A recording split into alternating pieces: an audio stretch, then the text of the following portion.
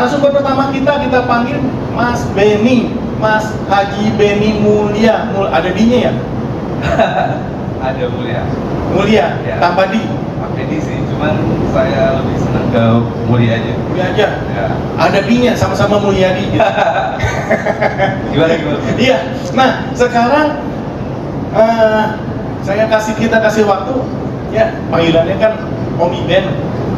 Beni jadi Iben, nggak apa-apa ya? Ya, nggak apa-apa. Jadi buat adik-adik panggil Om Iben nggak apa-apa. Saya sendiri panggil Om Iben juga. Nah, jadi kita kasih waktu 20 menit. Coba jelaskan. Ya, nanti satu persatu narasumber kita undang untuk memberikan pandangannya. Setelah itu baru kita panel. Ya, kira seperti itu boleh? Ya. Nah, kita sambut Mas Om Iben. Terima kasih Pak. Silakan. Rio, slide yuk. Assalamualaikum warahmatullahi wabarakatuh. Wah, ini masih kurang semangat nih. Nanti kalau misalnya saya bilang Kopi Grafika Indo Intertech, kalian bilang oke 3 kali ya. Tapi kalau enggak, saya punya gift G-Shock nih buat adik-adik nih. Ada 3 nih, makanya semangat nih ya. Kopi Grafika Indo Intertech. Oke. Kurang semangat enggak? Kalau enggak keluar nih jam nih. Oke ya, ulangi lagi ya, sekali lagi ya. Kopi Grafika Indo Intertech. Oke. Siap. Oke, kita mulai. Perkenalan pertama, saya akan lebih interaksi ya ke teman-teman ataupun siapapun yang ada di sini. Saya akan ngasih gift. Biasanya kan kalau pembicara akhir-akhirnya ngasih gift. Saya mau semangat ini membakar awal dulu Pak Usman. Oke, saya ada yang berani maju tampil ke depan, satu orang. Ini jam G-Shock loh. Satu orang cepat. Karena kita bahasannya adalah garment and textile, saya mau tahu apa definisi garment dan tekstil. Pengertian garment apa dan tekstil itu apa?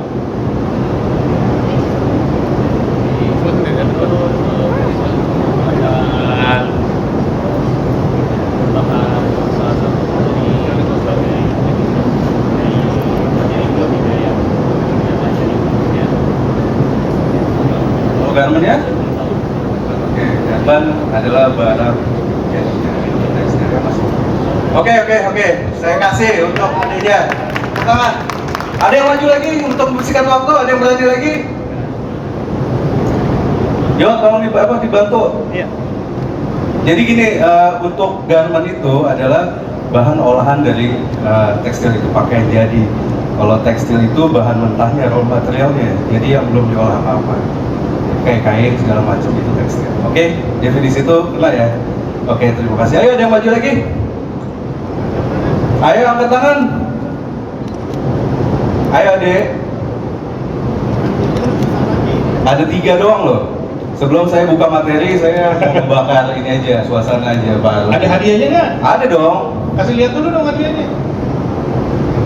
Ya satu lagi nih, yuk. Ada hadiahnya, ayo coba angkat tangan. Oh, yang belakang, Mas Pak Gilang, ayo. Gurunya nggak mau kalah. Ah.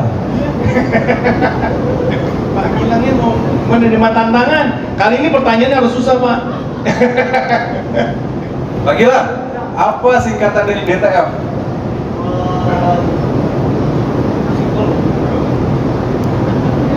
Aduh, saya lupa. Gagal gak nih? Oh, DTF itu giant apa namanya?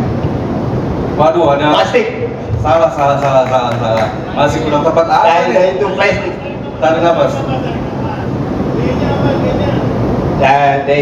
Minta ya. Direct. Itu plastik. Gila. Oh, kilap ya, kilap. Oke, thank you. Apa tepuk tangan dulu Pak Gilang. Oke. Kalau di depan ini grogi, apapun yang sudah dibikinnya hilang semua. Nah, ya udah, kita mulai ya. Ini supaya buat lebih interaktif gitu. Di sini adalah the future of textile technology. Ini dipersembahkan oleh Kopi. Saya mempunyai statement teknologi itu sesuatu yang pasti. teknologi hanya sebuah tools. Dan kunci kreatif adalah untuk memanfaatkan teknologi. Oke, next slide. Perkenalkan, nama saya Benny Mulya, ya Mulyadi. Saya Eskom, MTI juga, dan CEH, Sertifikat Ethical Hacker. Jadi ada title itu yang saya saya lebih ke praktisi digital printing ya. Jadi 2 hari ini saya baru pulang dari Shenzhen. Di sana saya melihat banyak teknologi, sesuatu perubahan yang sangat drastis yang memungkinkan otomasi itu akan terjadi di dunia tekstil dan garment. Jadi sebetulnya sama dengan apa ya, maksudnya ya kita dan mereka itu sama. Hanya keinginan kita mau berubah atau mau mempelajari sesuatu itu mau atau tidak, adik-adik gitu kan. Ya, next slide. Nah, ini sebetulnya ada Om Esa. Ini Om Esa bertato nih, belum datang nih. Jadi ada analogi yang saya berikan adalah manual dengan sistem digital. Oke. Nah, apakah manual itu bisa berubah ke digital, atau digital itu sudah paling oke untuk melakukan suatu sablon, cetak saring atau kita sebut sablon gitu kan. Nah, ternyata di teknologi digital itu sebetulnya adalah pendekatannya bagaimana seolah-olah teknologi digital itu mendekati manual atau screen printing. Jadi konsepnya adalah bagaimana nih si teknologi digital ini mendekati secara manual. Ibaratnya ada high density, ibaratnya bisa dia tinggi atau dengan efek-efek yang lain. Ternyata jawaban digital itu akan menuju ke situ. Tapi secara seni atau skill ya memang prosesnya agak panjang untuk melakukan proses penyablonan manual itu. Nah, kalau digital dia lebih save ke time value. Artinya waktu yang dibutuhkan itu merupakan money atau uang gitu. Jadi betul-betul save waktu dan menghemat. Peruntukan teknologi digital itu memang harus dikuasai. Jadi jangan kita menutup mata seolah-olah tidak mau dipelajari atau segala macam. Pasti ada efek yang dimana time value itu pasti ada. Kalau masalah untungnya orangnya belum datang nih. Saya mau tanya juga sih nanti ke Kak. Ya, coba next. Oke.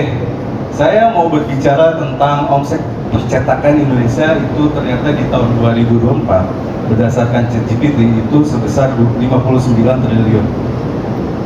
Dan percetakan tekstil atau garment aparel itu sumbangsinya sebesar 4 triliun.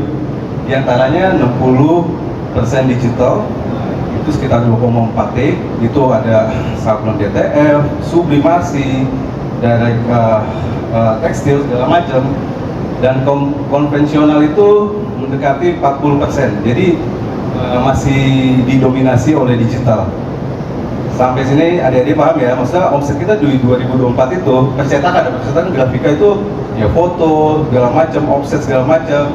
Tapi untuk percetakan tekstil atau garment itu dia sumbangsinya 4 triliun. Secara data 2024 dan saya ambil datanya ini dari ChatGPT. Next.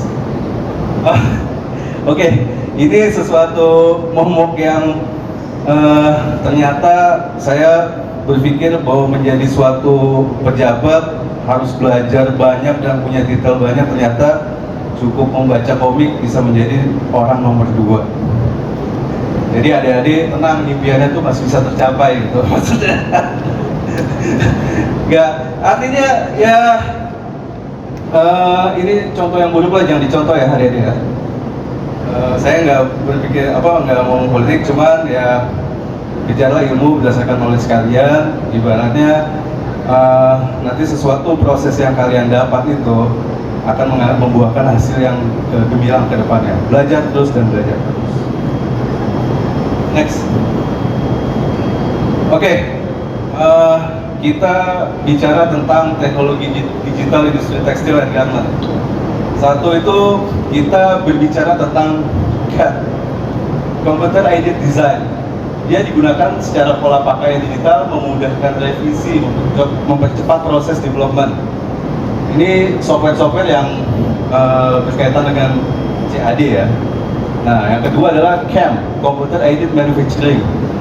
Jadi si CAD ini adalah mesin di mana pola potong secara manual yang dilakukan tekstil itu sudah dilakukan dengan otomatis karena hasilnya bisa lebih presisi dan segala macam dan dikendalikan dengan mesin. Yang ketiga ada teknologi digital textile printing (DTP). Dia secara direct segala macam mencetak motif atau gambar langsung ke kain menggunakan printer digital. Cocok untuk produksi kecil, menengah, custom printing. Variannya juga ada DTF, ada DTG, yang tadi bilang DTF direct to film ya, tadi mas saya. Ada DTG, direct textile garment, terus juga ada sublimasi, ada UV juga, teknologi di digitalnya. Yang keempat, 3D body scanning. 3D body scanning itu mengukur tubuh pelanggan dengan memindai 3D. Jadi teknologi ini dipakai sebagai fitting bahan, fitting untuk kaos jadi gitu. Jadi ukurannya size kalau kita bisa dulu pakai meteran segala macam, sekarang kita menggunakan teknologi yang namanya scanner. Jadi kita bisa scan seluruh tubuh, panjang lengan, bahu, dan bawah badan itu bisa langsung dikalkulasi. Yang kelima ada virtual fitting room. Nah, virtual fitting room ini pelanggan biasa mencoba untuk ada teknologi namanya VR atau AR, virtual reality atau augmented reality. Itu seolah-olah pakaian tersebut itu sudah jadi, tapi dalam bentuk digital. Jadi adik-adik nih misalnya nih punya handphone, oke? Contohnya punya handphone di mana adik-adik punya kaos blank, ketika ngelihat smartphone-nya itu terlihat adik-adik, bapak ibu memakai pakaian yang sudah didesain, tapi bentuknya virtual. Jadi bisa lihat ini pantas atau enggak ya, motif ini bagus atau enggak ya. Nah itu lebih ke virtual fitting room gitu. Nah, yang keenam ada ERP, Enterprise Resource Planning, sistem digital untuk mengelola produksi, stok, SDM, dan kemudian mempermudah manajemen. Jadi software tersebut memudahkan lebih ke mengelola datanya lah gitu, data produksi, misalnya stok segala macam itu menggunakan ERP gitu. Next. Oke, yang ketujuh ada IoT, Internet of Things dalam produksi. Mungkin dalam skala sensor di mesin produksi untuk memonitoring performance secara real time, terus mendeteksi kerusakan lebih cepat. Jadi IoT digunakan dalam teknologi tekstil garment itu ini sangat berkaitan sekali, erat sekali gitu. Dimana semua terintegrasi dengan internet segala macam, data segala macam, dan juga kesempatan untuk kita jualan karena internet ini kan sudah ada di pelosok-pelosok ya. Jadi semua opportunity atau kesempatan itu bisa didapat meskipun di Papua atau Sumatera.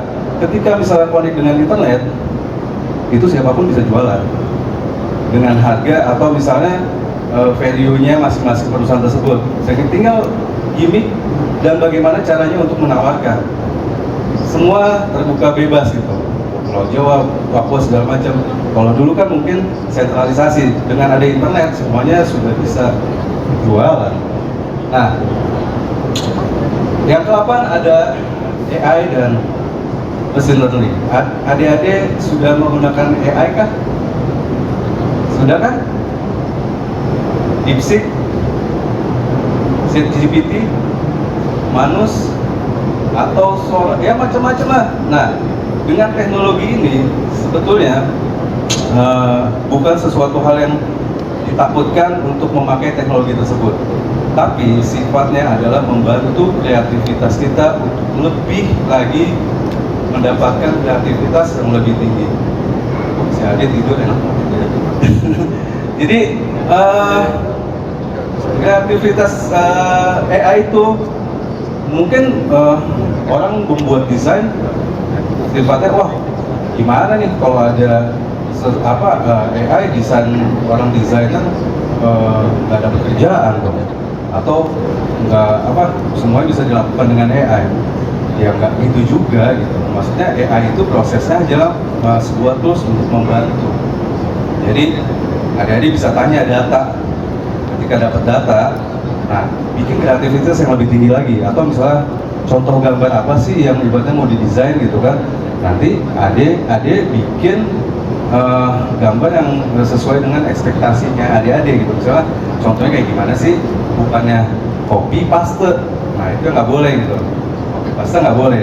Tapi kalau mau mendapatkan suatu ibaratnya referensi itu oke untuk mendapatkan daya kreativitas yang lebih tinggi lagi. Yang ke-9 ada blockchain. Blockchain itu ya kita bisa memakai dalam suatu struktur program transparansi rantai pasok supply chain. Jadi bisa melacak nih bahan-bahan yang beredar segala macam, ataukah bisa didaur ulang. Itu pemanfaatan dari teknologi blockchain yang saat sekarang ini mungkin adik-adik atau bapak-bapak, ibu-ibu kenalnya dengan kripto ya. Nah itu teknologi dari blockchain. Kalau kita ngomongin teknologi blockchain, ini parodi jam berikutnya. Nanti yang ke-10 yang dianggap mengerikan adalah automation dan robotik. Sekarang bapak-bapak, ibu-ibu merasakan tukang jahit itu susah katanya. Lebih susah dari tukang apa gitu katanya Pak Kemal. Susah nyari tukang jahit. Ya? Penjahit itu sudah penjahit. Waduh, bahaya juga ini. Nanti konsepnya adalah sesuatu yang dilakukan berulang-ulang, yang tidak memerlukan proses human, itu pasti akan dilakukan dengan robot. Sesuatu proses yang dilakukan berulang-ulang dan pekerjaannya hanya itu aja, itu akan digantikan dengan robot. Oke, ini akan terjadi lagi mungkin 2 tahun, 3 tahun, mungkin 5 tahun. Ini akan cepat. Ini akan cepat terjadi. Makanya penerapan teknologi, dan kita mesti kata Pak Wapres kita harus mengenal AI. Kalau kita mengenal AI di Indonesia, analog intelligence, bukan artificial intelligence. Jadi robotik itu di industrial garment and textile mungkin akan terjadi ketika dia akan menghemat budget dan tidak kayak misalnya packaging baju. Terus juga mungkin akan terjadi robot pembuat kaos, mungkin itu akan terjadi.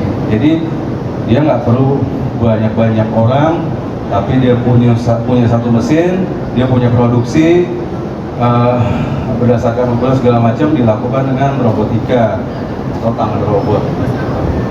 Next. Oke, 3 menit lagi kita aja. Oke, saya akan mau percepat ini. Nah, apa yang kita lakukan? Kita harus membuat inovasi. Oke, inovasi yang ada dilakukan adalah secara research data, membuat sesuatu hal yang baru berdasarkan pain produk atau keresahan produk yang dirasakan butuh untuk masyarakat orang banyak. Terus juga kita perlu traffic. Traffic itu jumlah orang yang mengunjungi atau lihat platform kita. Ya, entah kita bisa buka website, ya kan, toko online, sosial media, Facebook, segala macam itu lebih ke traffic. Oke, nah ketika traffic itu lari ke funnel. Funnel itu corong pemasaran, alur pemasaran pelanggan dari pertama kali tahu produk sampai akhirnya beli.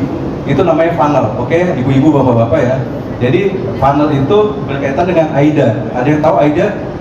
Awareness, interest, desire, action. Action itu kalau untuk gimana pelanggan kita mau membeli produk kita. Plus L sekarang. L, loyalty. Betul ibu.